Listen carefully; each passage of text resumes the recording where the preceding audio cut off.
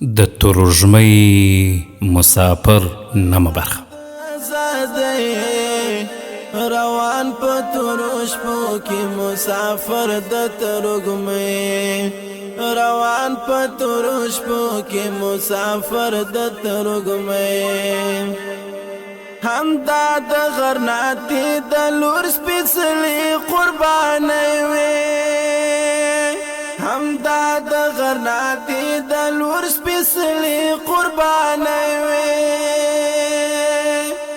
راوړي د ترژمۍ مسافر د داستان درنو او قدرمنو اوریدونکو په دې هیله چې ټول به جوړ او روغ یاست الله رب العزت مو خوشحاله لره د رضا محسن احسان مې یو ځل بیا د ترژمۍ مسافر د داستان د خپرونې کوربتوب کوم په دې هیله چې دا خپرونه تر پایه راسره واورئ درنو او قدرمنو اوریدونکو په تېره برخه کې مو واورېدل عبدالمنان تر لږ ځنډه سر په ګریوان شو او بیا یې ځواب ورکړ دا چې څه ځواب یې ورکړ دا به په نن خپرونه کې واورو انشاءالله تعالی سمدستي دې پوښتنې ته ځواب ډېر ګران دی تر کومه ځایه چې د خلکو د خوځولو او د راتلونکي د خطرونو څخه په خبرولو پورې اړه لري نو هغه خپل فرض ادا کړی بیا هم د ده وینا په وخت کې ماته دا خیال په وار وار ذهن ته راتلو چې که یوه سړي د قوم د ګناهونو کفاره ادا کولی شوی نو د غرناطۍ پر خلکو به د موسی بن غسان وینا بې اغېزې نه ثابتېدلی په څومره دردناک غږ هغه ویل موږ تر خپلې ازادۍ او د خپل راتلونکي نسل تر بقا څو چنده له خپل دولت ځمکو ماڼیو او باغونو سره مینه لرو د ازادۍ مړه کېدونکې ډیوه د هغو وینو غوښتنه کوي چې زموږ د نیکونو په رګونو کې په پرېمانه دي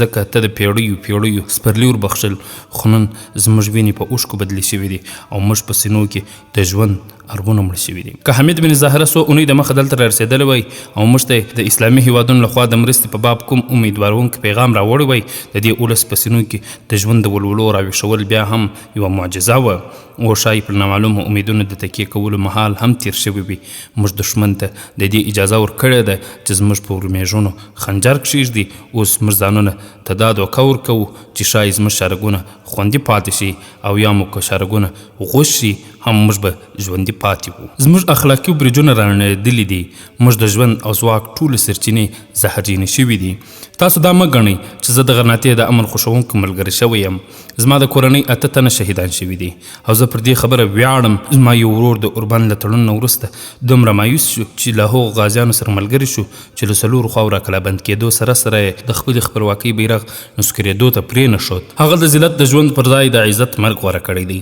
خو زه له هغه سره توپیر لرم زه یوازې ژوندی پاتې کېدل غواړم وځئ زه دې فکر ته اړ ایستلی یم چې د کوم ولس واګې د ابوعبدالله او ابوالقاسم غوندې خلکو په لاس کې وي چې مشرانو یې له دې ویرې 400 بچیان د یرغمل په توګه دښمن ته سپارلي چې خلک هغوی بیا په جګړو پیلولو مجبور نه کړي نو د هغوی په زړونو کې ژوندي پاتې کېدو هیله هم غنیمت ده د اندلس د مسلمانانو په تاریخ کې راتلونکي 100 ورځې ډېرې مهمې دي زه بیریږم چې د حمید بن زهره وینا د تقدیر لخوا موږ ته وروستۍ جټکه نه وي له دې وینا وروسته به په غرناطۍ کې په هیڅ ګوښه کې هم هغه په امن نه وي د ولس غداران به د هغه د منځه وړلو لپاره له هیڅ ګام اوچتولو څخه ډډه ونه کړي او که هغه ته څه پیښه شوه نو پر ولس به هغه عذاب پیلیږي چې نښې یې رابرسېره شوي دي د غونډې له پای ته رسېدو وروسته چې ما له کومو دوستانو سره خبرې کړې وې هغوی ټول دې خبرې ته اندېښمن وو چې د غرناطۍ ولس به په یو وخت کې څه ډول د بهرنیو او داخلي دښمنانو سره وجنګېږي د کوم قوم لپاره تر دې لوی عذاب بل کوم دی چې د هغوی د ازادۍ ساتونکي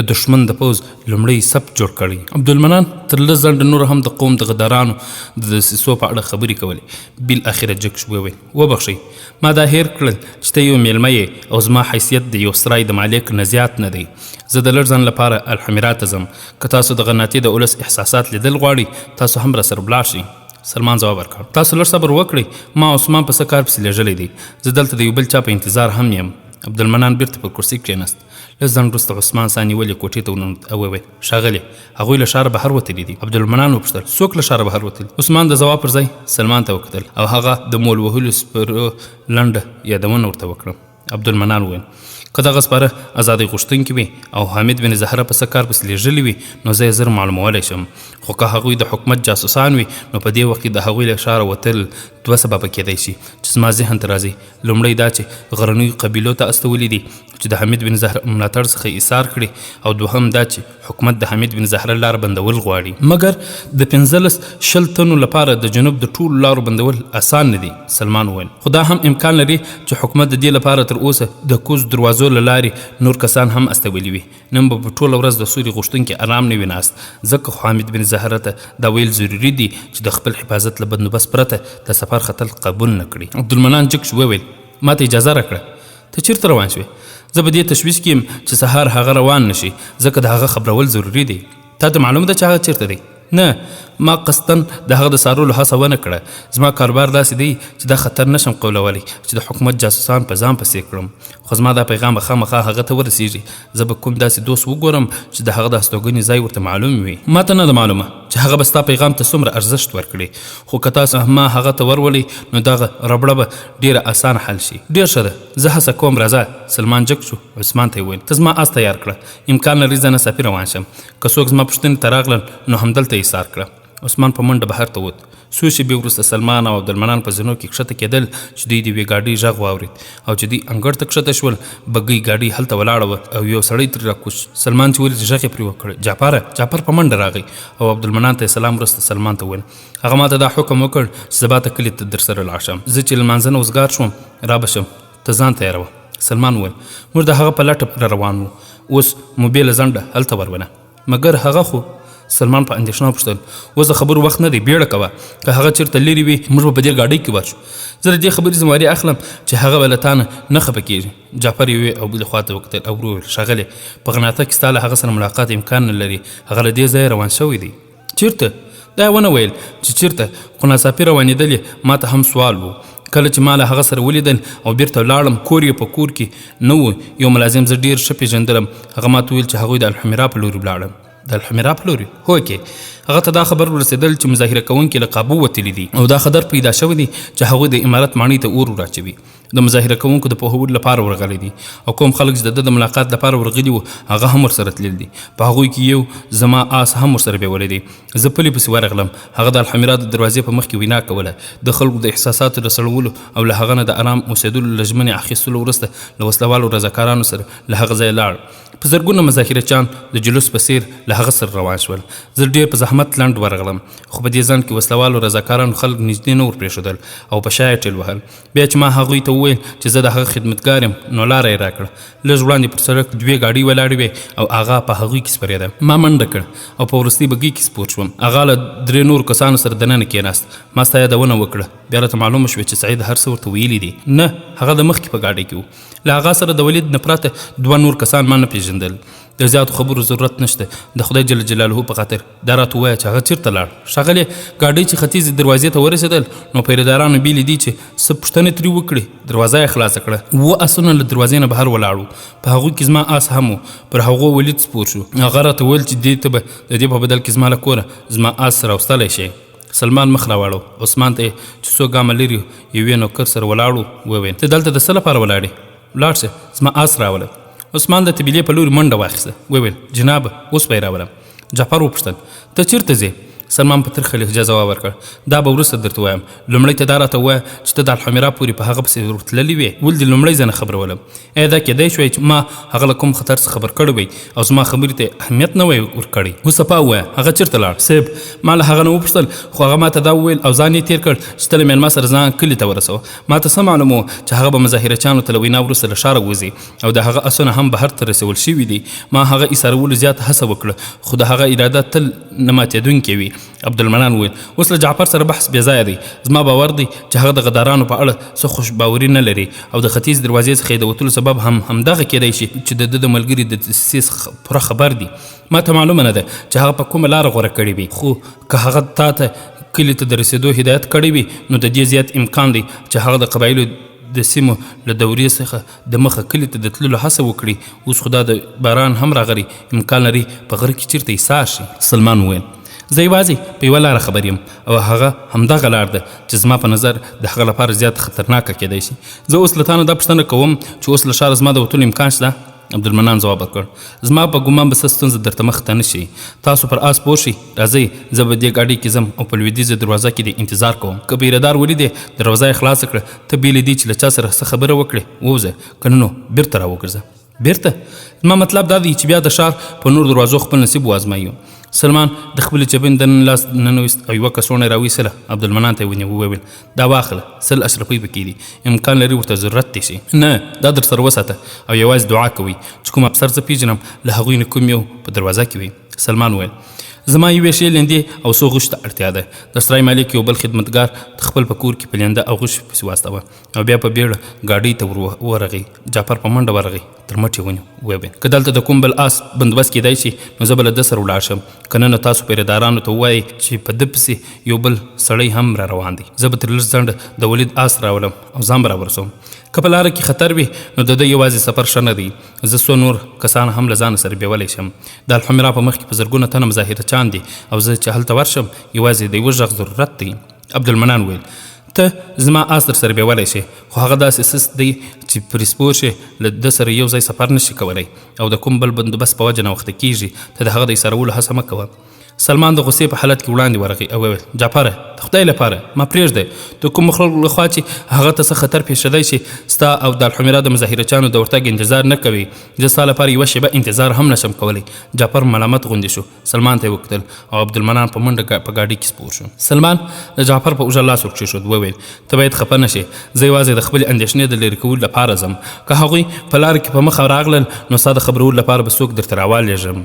جعفر وویل صیب زه د هغه په باب هېڅ اندېښنه نه لرم کوم کسان چې له هغه سره تلل دي هغوی به یې ساتنه کې غفلت ونه کړي په ګاډۍ کې ما له هغه سره دوه ناپېژندوی ولیدل هغوی داسې معمولي خلک نه وو خو یوې د یو پوځ لوی افسر ښکاره کېدو کله چې هغوی له ګاډۍ نه پلي او پر اسونو سپاره شول پیرهدارانو سلامي ورته وهله زه پر دې ډېر حیران شوم چې له جامو نه هغه د یو عالم په څېر ښکاره کېده او له سترګو پرته یې نور مخ په پرده کې پټ و سره له دې هم پیرهدارانو ته معلومه وه چې هغه څوک دي زه د داسې خلکو په ملګري د خپل بادار سفر ته اندېښنه نه لرم زما اندېښنه پر دې دی چې ته یوازې روان یې ته زما په باب چرت مه وهه انشاءالله زه به ستاسې د کلي لاره نه غلطوم څو دقیقې وروسته چې سلمان پر آس سپور له سرای نه راووت نو باران پیل شوی و پر سړک چوپ په چپتیا او هغه آس چرګام ځغله وه دروازې تر چې نږدې ورسېد هغه ګاډۍ ولیده بیا یې د درشل دننه ډیوې په رڼا کې عبدالمنان له څلورو وسلوالو کسانو سره درېدلی ولید چې له هغوی نه یو د نورو منصبدار معلومېده دوه تر نورو د دروازې درنې پلې بیرته کولې سلمان څو شېبې د درشل په مخ کې ودرېد بیا دروازه خلاصه کړه او وسلوال کسان یوې خواته لرې شول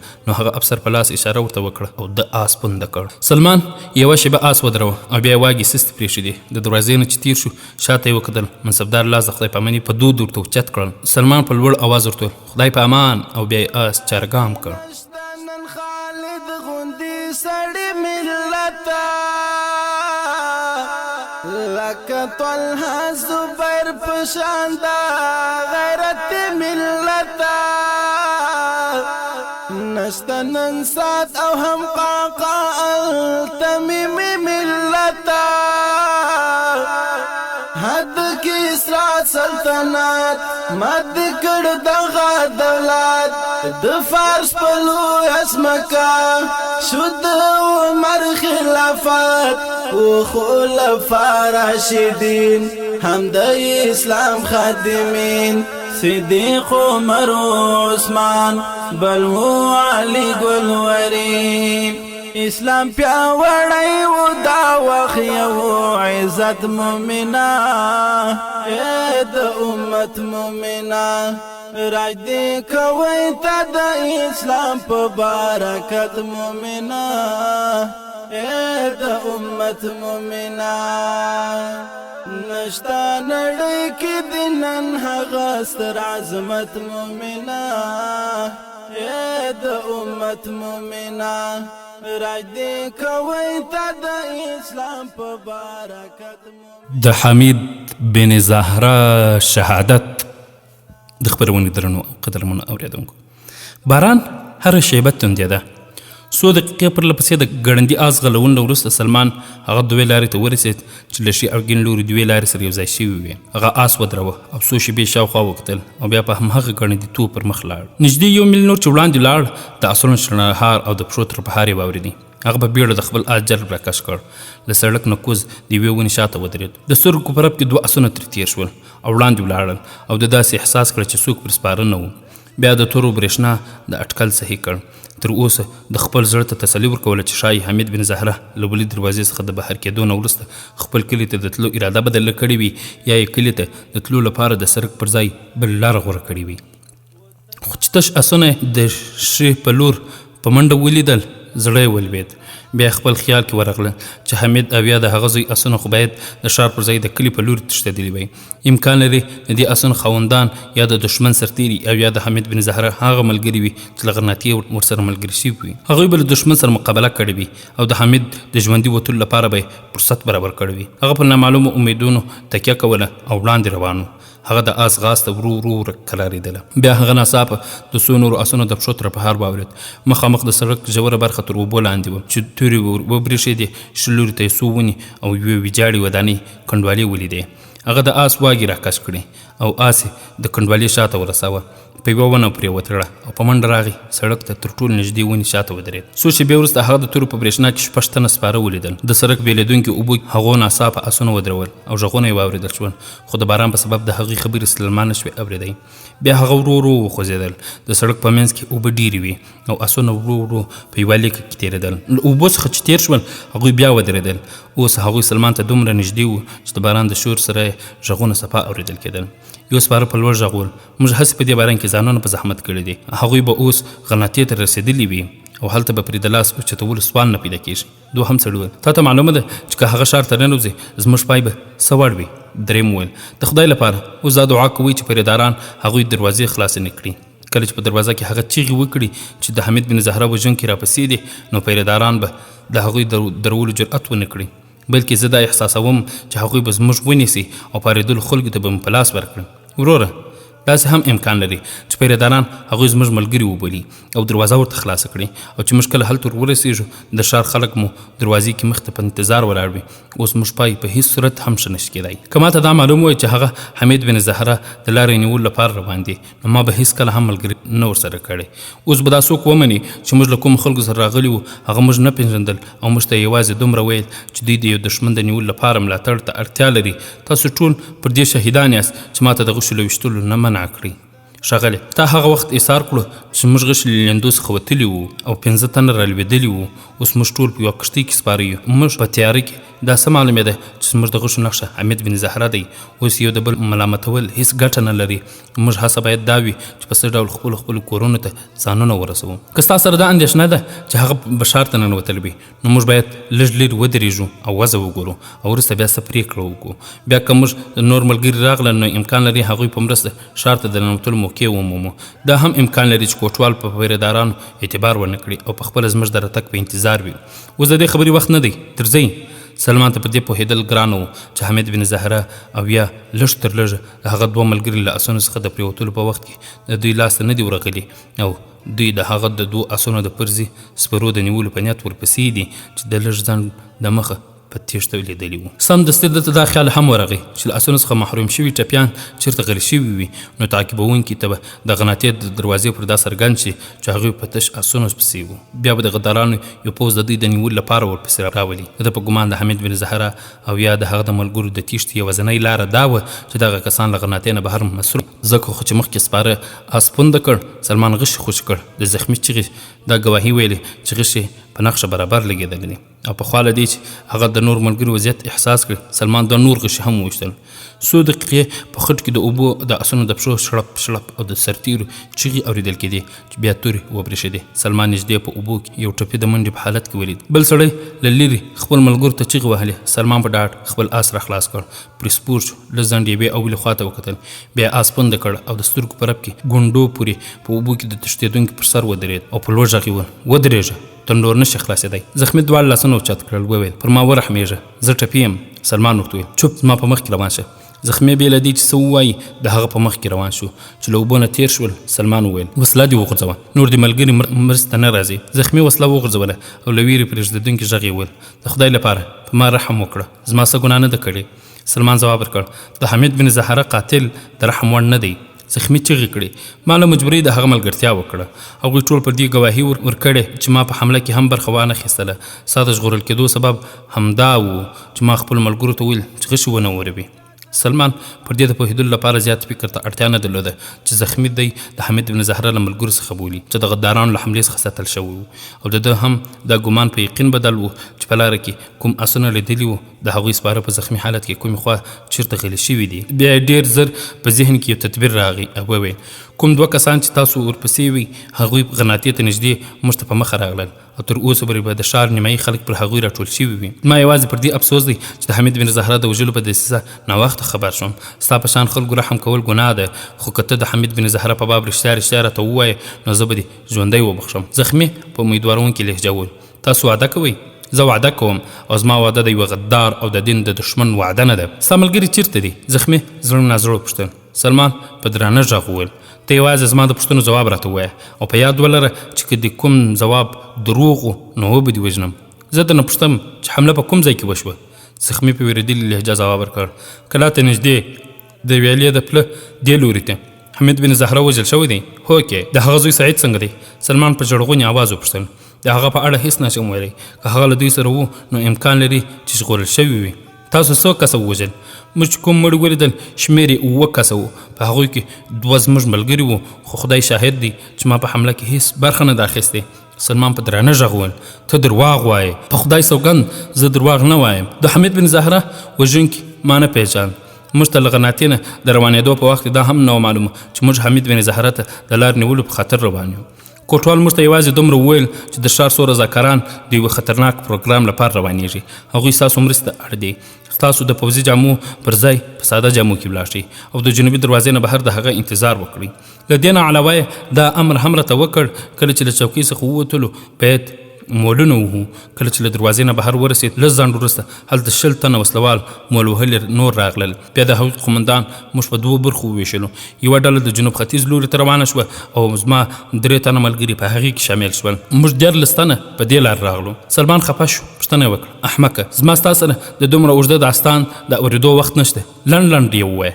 ښاغلې ته به د پوره کیسې له اورېدو پرته باور ونه کړې چې زه رښتیا وایم. موږ چې پله ته نږدې شولو باران په زوره وورېده.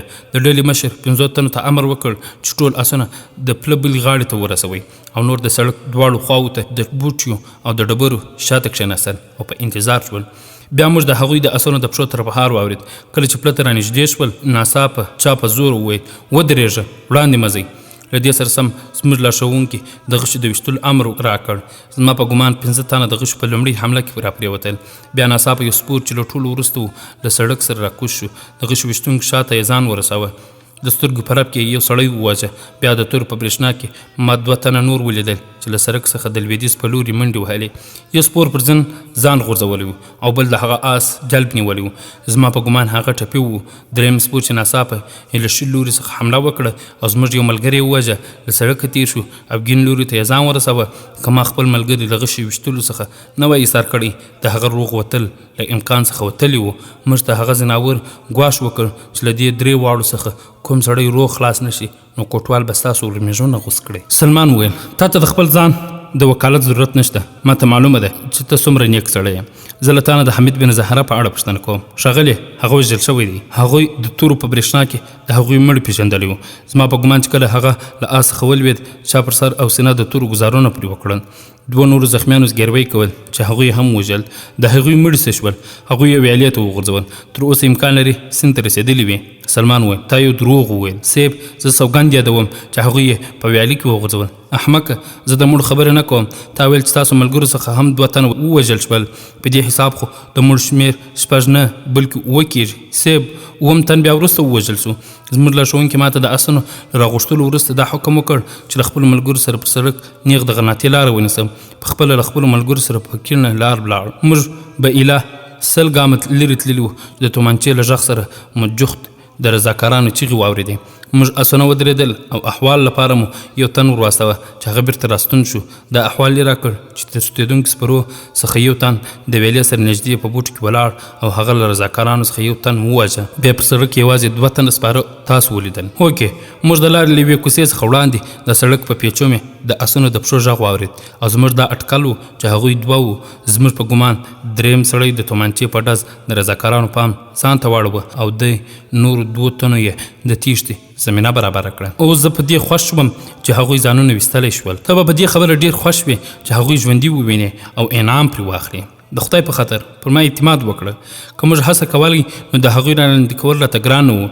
موږ هسې دا ښودله چې په هغوی پسې یو او د دې یو سبب دا و چې موږ یو پر بل اعتماد نه درلود. کله به مو فاصله ورسره لږ شوه نو موږ به قرار شو او چې هغوی به رانه لیرې شول موږ به بیا ورپسې ګړندې شو. تا د حمید بن زهره د شهادت نه وروسته هم دا معلومه نه شوه چې ستاسو لارښود څوک و؟ نه، ما عرض وکړ چې هغه خپل مخ په نقاب کې پوښلی و. سلمان وویل ته هغه جونګړې ته ننوځه، کیدای شي د بام کومه برخه یې روغه وي او له باران څخه پناه پکې واخلې. زه چې غرناطې ته لاړ شم تا ته به کوم مرستندوی راواستوم. زخمي چیغې کړې د خدای په خاطر دا ظلم مه کوه. که په قناطه کې چاته دا معلومه شي چې زه د حمید بن زهره د وژونکي ملګری یم نو کوټوال ته به مې هم د سر خیر ګران شي. خلک به مې د بوټیو شکولو ته چمتو شي. ته چیرته تلل غواړې؟ ما ته معلومه نه ده خو اوس غرناطې ته نشم تللی. زما دا باور هم نه دی چې تر سهار به ژوندی پاتې شم. تا غوندې خلکو ته زر مرګ نه راځي او زه دا احساسوم چې پر تا تر زخم د ویرې اغېزه زیاته ده. ته د سره هم حقدار نه یې خو ما د بخښنې وعده در سره کړې ده. سله خبرو ما د اټکل کړی دی چې د پولیسو نور کسان ستا تر لاس لاندې وو. سیب زه له دې څخه انکار نه کوم چې هغوی زما تر قمده لاندې له غرناطې څخه راووتل، خو د ښار نه تر راتلو وروسته زما ذمواري یوازې دومره وه چې پر هغوی د خپل لارښوونکي هدایت عملي کوم. دا زما بدمرغي وه چې کله د رضاکارانو لارښود د غشو او رولو قمنده ورکړه ما خپل ملګري پر وخت ایثار نه کړل. خو که ما هغوی ایثار کړي هم وای څه توپیر به نه وای راغلی. سلمان وویل زما په ګمان به ستا ملګري دا جرأت ونه کړي چې تا په دې حالت کې پرېږدي او غرناطې ته ولاړ شي. ځکه خو ته زما په مخ کې درومه امکان لري لږ وړاندې هغوی چېرته غلي شوي وي. راځه. زخمي د بېوسۍ په حالت کې د سلمان په مخ کې روان شو. پر صرف کوم 200 ګامه له وتلو وروسته ناڅاپه له کوم لوري یو غږ راغی. یحیی مروانه. سلمان آس ودروه او ملګري ته وویل ودرېږه ستا نوم څه شي دی؟ زما نوم یحیی دی. سلمان وویل ته په ځمکه پرېوځه خپل ملګري راوغواړه. زر کوه که نه نو ورمیږ به دې غوڅ کړم. زخمي زر پرېوت او چیغې کړې زه دلته یم. سلمان وویل احمقه په زوره چیغې کړه. که تا د هغوی د پوهولو هڅه وکړه نو زما لومړی ګزار به پر تا وي. هغوی ته ووایه چې زه ټپي یم او حمله راوړونکي پر ما د مړه ګمان وکړ او پرېښودم. زخمي کومې وشلاوه او په زور یې خپلې ملګرو ته چیغې کړې.